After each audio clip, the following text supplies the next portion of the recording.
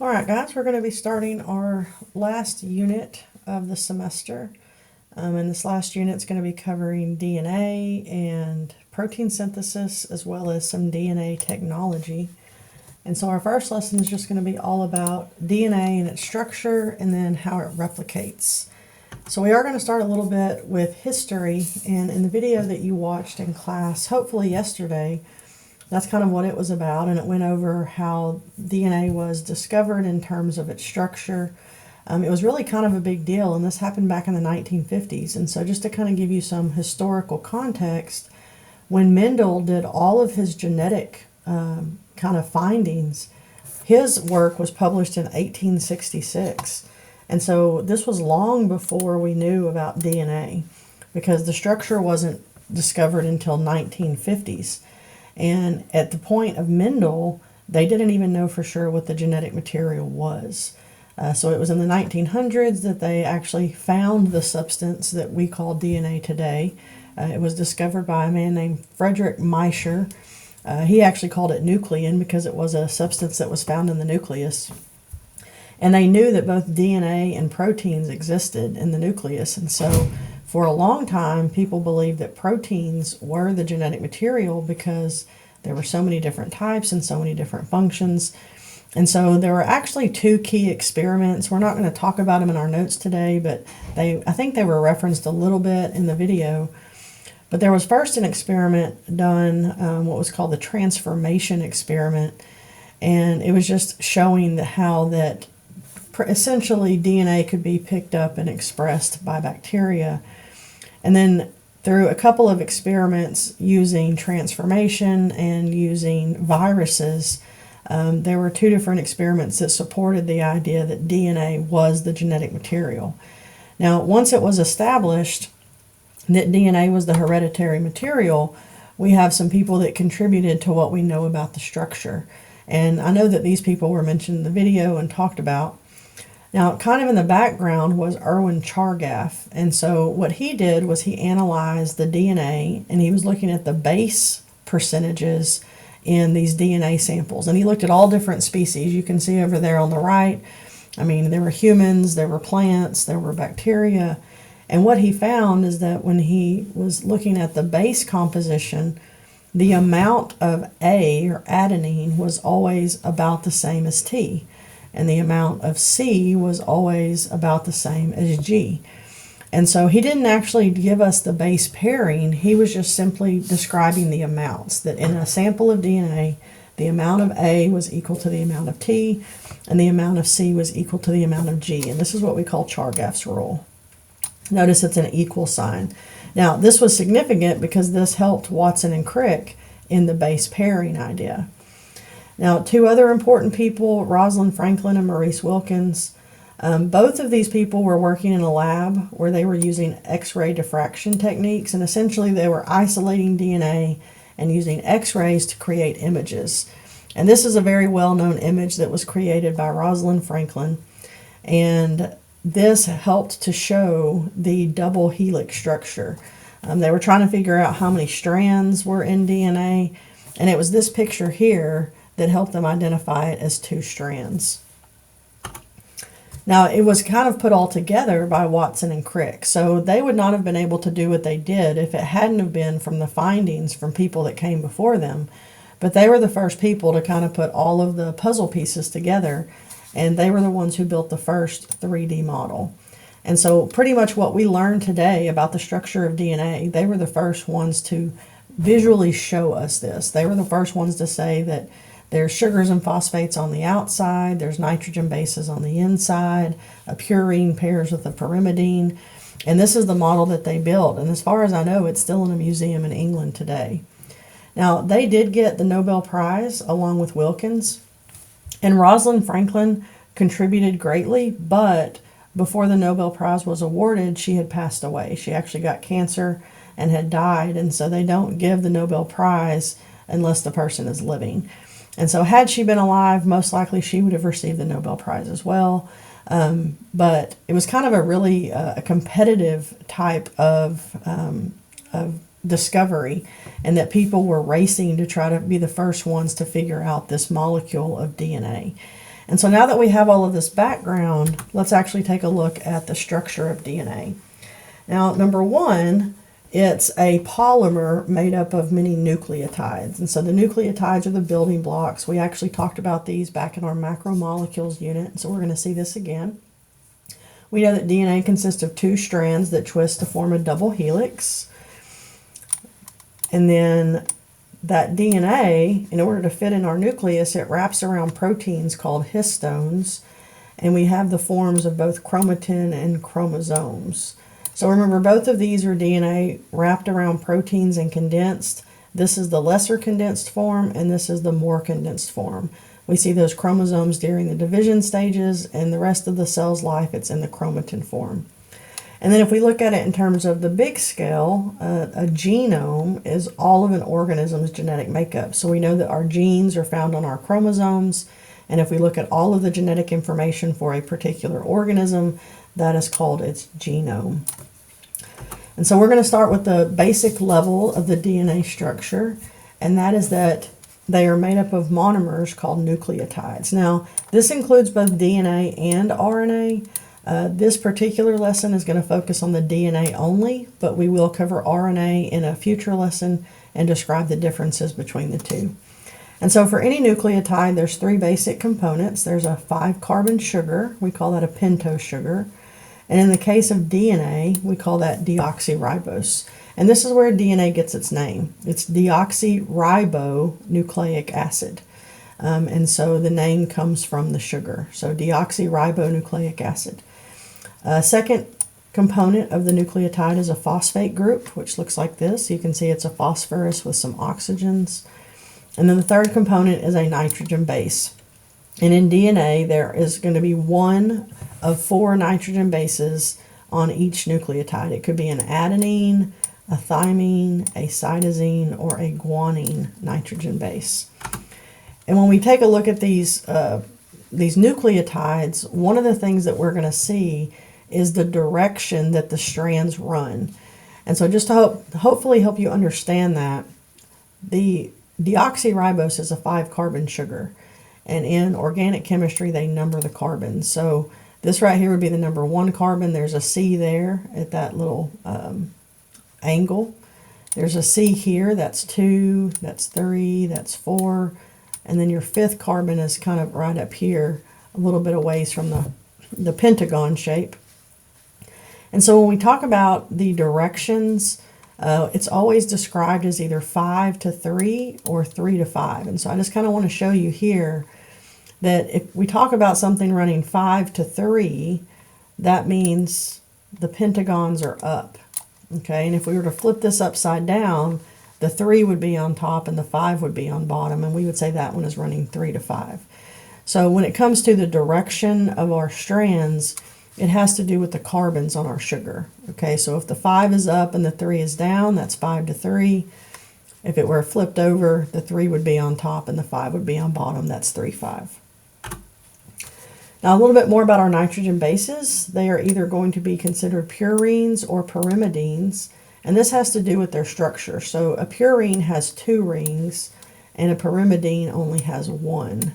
And so over here you can see that there's 2 rings there and there's 2 rings there. And then in the purine or the pyrimidine, you can see that there's only 1. So my purines are going to be my A and G, and then my pyrimidines are going to be my thymine and my cytosine. And when we get to RNA, it's also going to be our uracil. Now in terms of DNA, the ones that have a Y in them are your pyrimidines, which also has a Y. Okay, so that may help you remember that. Now, the way the DNA works is the bases are going to be paired. And so essentially our genetic code is based on these base pairs. And so a purine is always going to pair with a pyrimidine. A single ring is always going to pair with a double ring. And that keeps the width of that DNA molecule consistent. If a double paired with a double, it would be wider in some areas and more narrow in other areas. So this was one of the important findings of Watson and Crick, is the idea that a purine is always going to pair with a pyrimidine. And so that keeps that diameter of the DNA consistent. And so the way the bases pair is A always pairs to T and C always pairs to G. And our bases are held together by hydrogen bonds. Remember, those are weak bonds. They're represented by dotted lines. For A and T, there's 2 hydrogen bonds that hold them together, and C and G, there's 3 hydrogen bonds that hold them together. And something that actually a student shared with me, it wasn't something I came up with, but they always remember that the apple is on the tree and the car is in the garage. I just simply remember A to T, C to G. But this is essential to your understanding both of DNA replication as well as protein synthesis. And once again, when it comes to the DNA molecule, your information is in the bases. It's the sequence of the bases that actually hold the genetic code for who you are. And so in terms of the overall structure, you can think of it like a twisted ladder. We call this the double helix. And so we have 2 strands of nucleotides, and they do run in opposite directions. And this is where you can see that 5 to 3 and 3 to 5. So it has to do with the orientation of the sugars. Okay, so on this one, you can see that the point is up. Over here, the point is down. Okay, so the pentagon shape is either 5' up or 5' down. And so the 2 strands run in opposite directions, or they are anti-parallel. The sides of the ladder are the sugars and the phosphate. And so just remember sugar, phosphate, sugar, phosphate, sugar, phosphate, sugar, phosphate. So sugars and phosphates make up the backbone. And here's something that's really important. There is nothing unique about the sugar phosphate backbone. Okay? Every organism on the planet has DNA, and the DNA of every organism consists of a sugar phosphate backbone. There is nothing unique or special about the sugars and the phosphate. It is simply a repeat of the same molecules over and over and over again. And so this is how we know that the information is in the middle. It's going to be in the nitrogen bases, because this is where you can have uniqueness. Where you may have ACTG, I could have ATTG. And it's those little differences that lead to different species and different codes, okay? So the sugars and the phosphates are held by covalent bonds. They are a strong backbone. And then on the inside of the ladder, what we would consider the rungs are going to be our nitrogen base pairs. And you can see that A pairs with T with 2 hydrogen bonds, and C pairs with G with 3 hydrogen bonds. So here's the basic structure. Okay, we have individual nucleotides, and the nucleotides form strands that are anti-parallel. The sugars and the phosphates make up the backbone. The nitrogen base pairs are on the inside. A to T with 2 hydrogen bonds, and C to G with 3 hydrogen bonds. That creates the ladder, which twists to form the double helix. All right, and the last thing we're going to talk about is the process of DNA replication. So now that we know the structure, we need to understand how DNA is copied. And this goes back to the cell cycle. Remember that if we're going to go from 1 cell to 2 cells, we have to make sure that we have DNA for the new cells that are made. And so as part of the cell cycle, during the S phase of interphase, the process of DNA replication is going to occur. Now, something we need to be familiar with is that DNA is always going to be found in the nucleus if we're talking about a eukaryotic cell. And DNA is too big to leave the nucleus, so because DNA is involved, this process will occur in the nucleus. And we describe DNA replication as semi-conservative. So essentially what's going to happen is we're going to take one DNA molecule, we're going to open it up, and we're going to use each of the original strands as a template.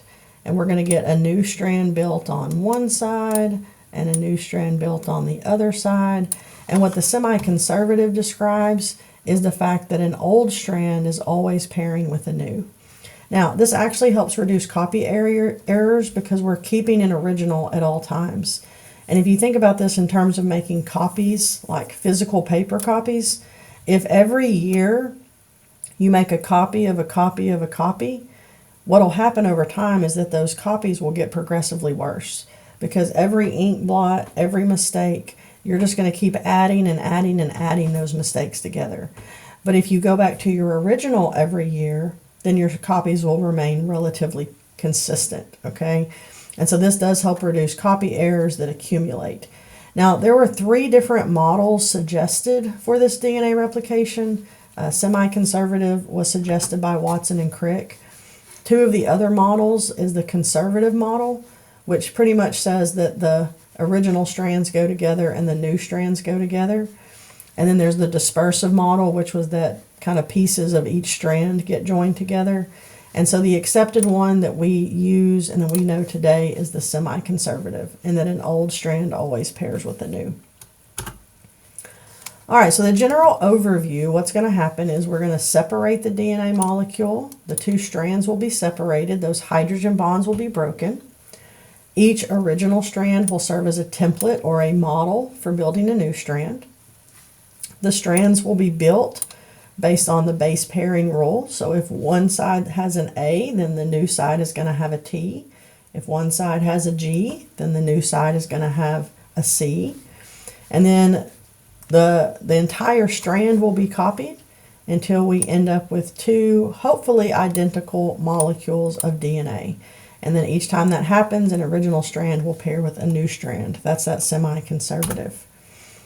And so it starts at a place called an origin of replication. Now, you know that our chromosomes are linear.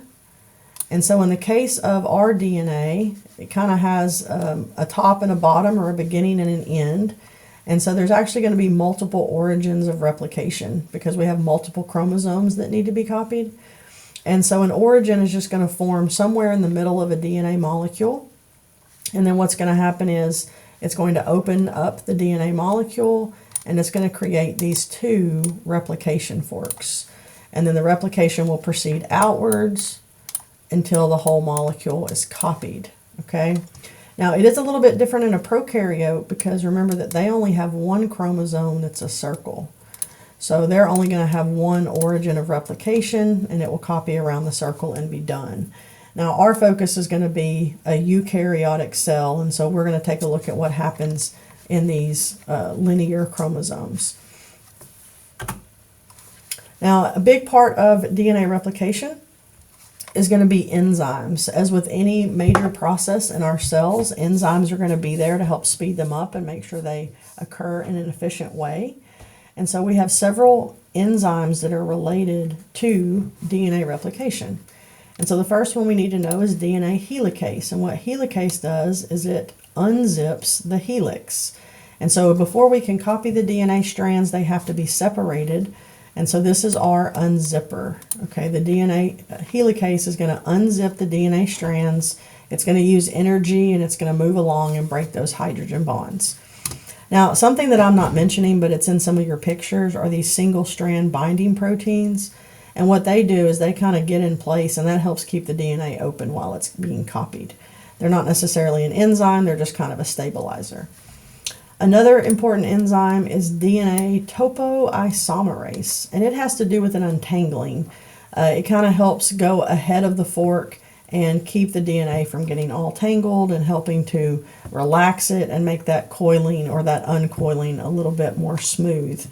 And so the topoisomerase kind of helps stabilize and keep that molecule open as we go as well. Another important enzyme is going to be primase. And this has to do with DNA polymerase. So I'm going to talk about DNA polymerase first. DNA polymerase is our builder. It's the one that's going to build the new strands. It's going to add new nucleotides based on that base pair rule. So if one side has a T, it's going to add an A nucleotide. If it has a C, it's going to add a G nucleotide. And it's going to move along and covalently bond these nucleotides together to form the new strands. Now, as with any protein and any enzyme, it's picky, and it can only work in a certain way. And so DNA polymerase can only build the new strand from its 5' end to its 3' end. It can only add new nucleotides to the 3' end of a strand. Okay, and so it always builds the strands in one direction. And in addition to that, it has to have something to build off of. DNA polymerase cannot add on to nothing. And this is the function of primase. So before the DNA strand can get started, a little RNA primer has to be put in, because there's another enzyme, this primase, it can build off of nothing. And so there's going to be these little short sequences that are put in called primers, and that gives DNA polymerase something to build off of. Now, these RNA pieces will later be replaced. They'll be cut out and replaced with DNA, but we just need these primers to get us started. So the DNA polymerase is going to add on to that primer. It's going to build the new strands in the 5'3" direction. It's also going to be an enzyme that goes back and removes the primers and replaces them with DNA. And in addition to that, it also proofreads. DNA polymerase is very picky, and it does a really good job of pairing up those bases in the proper way and proofreading as it goes. So we have helicase, which is the unzipper. Okay, you can see that helicase is moving along there and breaking those bonds, creating that replication fork. The primer is going to put in a short sequence of RNA, and that gives DNA polymerase something to build off of. There would be a primer on this side as well. And then polymerase is going to be my builder. It's going to move along and it's going to build my new strands in a 5'3" direction. Now, because DNA polymerase is picky, and because it can only add nucleotides to the 3' end, and because the DNA strands are anti-parallel, that means each strand is going to get built in opposite directions, okay? So the strands run in opposite directions, they can only be built in a certain way, and therefore the strands are going to get built in the opposite direction. So on one side, the DNA is going to get built continuously toward the replication fork as it opens. And this is the strand that we call the leading strand. Now, only one primer is needed for that leading strand because the DNA polymerase can just build, and it can follow that fork. Now, on the other side, it can only add a little piece at a time because as it's opening, it's building away from the fork. And so it has to wait for it to open and build a little piece, and then it waits for it to open more, and then it builds a little piece. And so this one requires multiple primers, and the DNA gets built on pieces called Okazaki fragments. And this is the strand that we call the lagging strand. So the leading strand gets built continuously, and the lagging strand gets built in pieces. Now, we don't want our DNA to be in pieces though, so we have another enzyme called DNA ligase, and it's kind of like the glue. And what it's going to do is it's going to join any DNA fragments together. So if you have Okazaki fragments, it'll join those. If you have pieces where the primers were cut out and the DNA nucleotides were replaced, it can join those pieces. Essentially, DNA ligase is going to join up fragmented DNA so that it's one long continuous strand. And then the last one is a group of enzymes called nucleases. And what these are part of our DNA repair mechanism. And what they'll do is they'll go in, and if there are mistakes, they will go in and cut out incorrect bases so that they can be repaired. Because remember, we do not want mistakes in our DNA. And so when it's all said and done, at the end of the process, we have each strand has been completely copied. We have the two new strands that are built. We're going to have an original strand pairing with an old strand, and those are going to recoil to form a double helix again. And then by the end of it, assuming all went well, there should be two identical molecules of DNA, each with one original strand and one new strand. Now, we've mentioned that we don't want mistakes, and luckily this process is very accurate, okay? You have billions of base pairs in your DNA, and luckily, because of the proofreading done by DNA polymerase, and because of repair mechanisms like our nucleases, there's about 1 in 10 billion DNA nucleotides that are incorrect whenever this process is taking place. Now, what that means is there are going to be mistakes. I mean, we have billions of base pairs, so their mistakes will happen. But considering the number and the amount of nucleotides that are getting copied, this is actually a really efficient and accurate process. Now, the DNA polymerase, if it does add something wrong, it usually tries to correct it. It also proofreads and immediately fixes it if it recognizes it. And then we also have that repair system like the nucleases to cut out mismatch repairs. And so if we did get any kind of mistake in there, this is what we would refer to as a mutation. That would be like one of those point mutations, or it could, on a larger scale, be a chromosomal mutation. But normally just these little errors that occur in DNA replication are going to be those point mutations. And we'll take a look at the effect of those whenever we get to protein synthesis. So we have the proofreading by our DNA polymerase. We have nucleases that can cut out mismatched pairs. And so the combination of all of these mechanisms, we pretty much have a very low error rate when copying our DNA. And that is going to wrap up our first lesson on DNA and DNA replication. So we've watched a video so far about the history. We've now gone over our notes, and then in the next couple of days you're going to spend some time reviewing DNA replication and DNA structure. You will have a quiz on this in the future, and hopefully you guys remember this back from freshman year, and if not, you can always learn it again, and be sure to ask questions if you have them. I hope you guys have a great day, and I hope to see you soon.